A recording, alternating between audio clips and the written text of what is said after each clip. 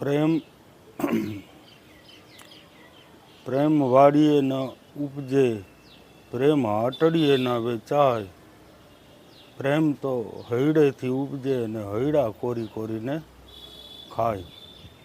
આ વાણી સદગુરુ ઇમામ સાહેબ બાવાની છે. એમ કહે છે કે પ્રેમ વાડીએ ન ઉપજે અને પ્રેમ હાટડીએ ન વેચાય. પ્રેમ તો હૈડેથી ઉપજે ને હૈડા કોરી કોરીને ખાય. સંતોન મહાપુરુષો કહે છે કે પ્રેમ બિન પામે નહીં ભલે હુનર કરે હજાર. કહે પ્રીતમ પ્રેમ વિના તમને નહીં મળે નંદકુમાર. જે આપણે ભગવાન સત સ્વરૂપની અનુભવ કરવો, સૌ સ્વરૂપનો અનુભવ કરવો છે એ સંતોન મહાપુરુષો કે પ્રેમ વિના સંભવ નથી. પ્રેમ પ્રેમ તો સબ કહે પ્રેમ ન જાણે કોઈ, સ્વાર્થ રહિત નિડર રહે જો પ્રેમ વિના હોય. સંતોન મહાપુરુષોના જ્ઞાનને સમજવા માટે પ્રેમ સિવાય બીજું શેની જરૂર પડતી નથી. પણ જો પ્રેમ ન હોય તો ઇમામ સાહેબ આવા છે કે એ કાંઈ વાડીએ તો થતો નથી, આપણે વાવી દઈ. પ્રેમ ક્યાંય વાડીએ હાઈવે ઉગતો નથી. તો પ્રેમ હાટડીએ દુકાને ક્યાંય વેચાતો મળતો નથી કે આપણે લઈ આવી થોડોક અમથો પ્રેમ. તો હૈડેથી ઉપજે અને હૈડા કોરી કોરીને ખાય. પ્રેમનું તો ઉત્પત્તિ આપણા હૃદયમાંથી થાય છે. એટલે પ્રેમ છે એ પોતે પરમાત્મા છે. પ્રેમ આનંદ સ્વરૂપ જ આપણું પોતાનું સ્વરૂપ છે.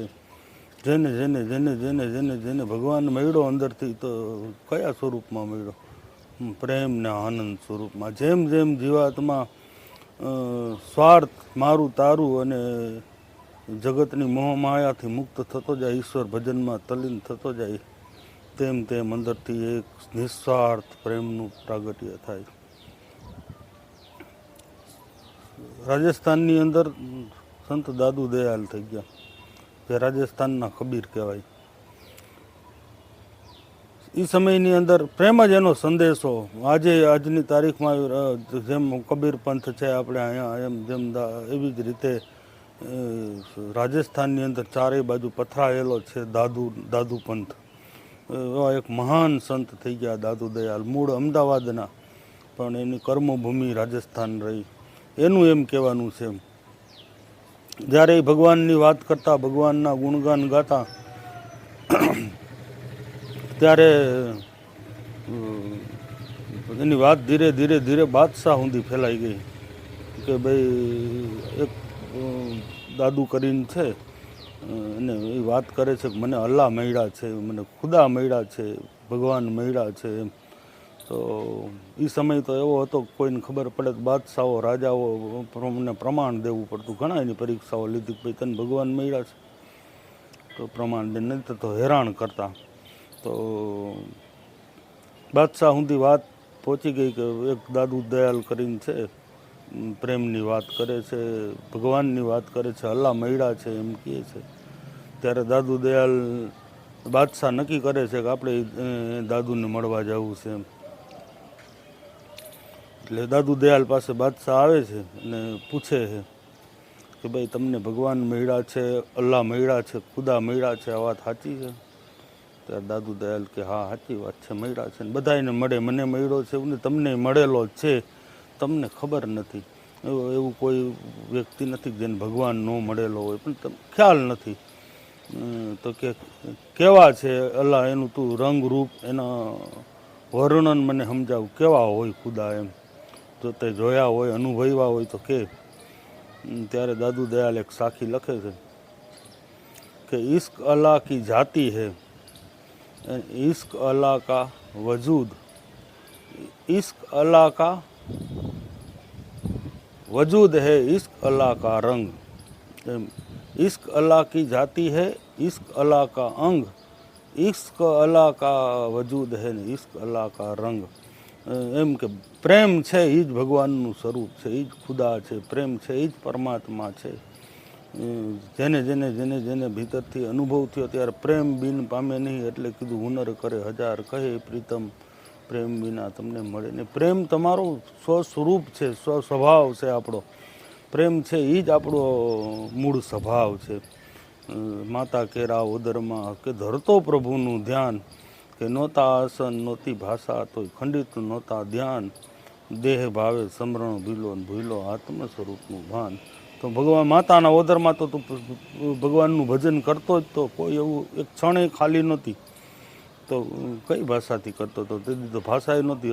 ગુજરાતી, હિન્દી કે બંગાળી કે પંજાબી કોઈ પણ ભાષા દેહની હોય તો એ તો જ્યારે ધરતી ઉપર શરીર ધારણ કરીને ધરતી ઉપર અવતર્યો ત્યારે એ ભાષા થઈ. તો એની પહેલાં કઈ ભાષા હતી? પ્રેમની ભાષા હતી. પ્રેમનો કોઈ ભાષા શબ્દમાં નથી. સંતોન મહાપુરુષો શબ્દથી પાર છે. સીમાડો છે શબ્દનો, બધું શબ્દમાં નથી સમાતું. એ સમજવું પડે છે મૌન સંતોનું, મૌન વિના હૃદય સંતોનું નથી વચાતું.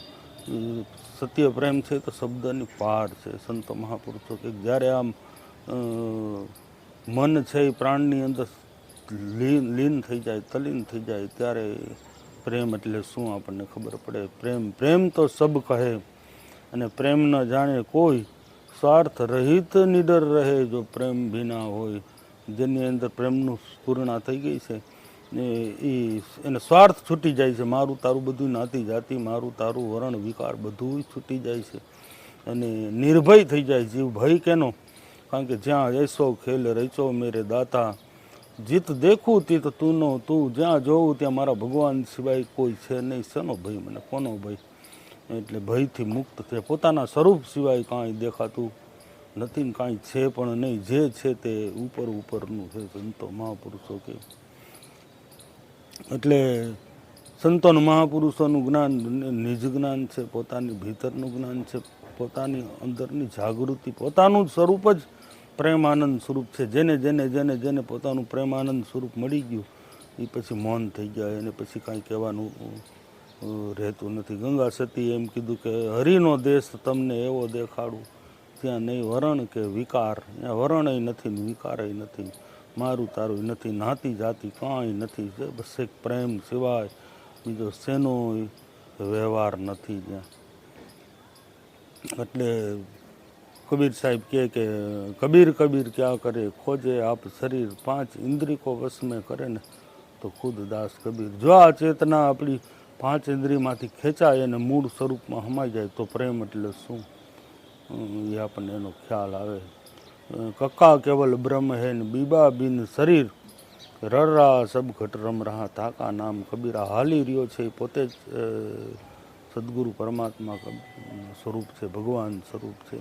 સંતોન મહાપુરુષોએ એને જાણી, એને માણી અને આ ભગવાનના ગુણગાન ગાયા છે, ગીત ગાયા છે. બોલો સદગુરુ ભગવાનની જય.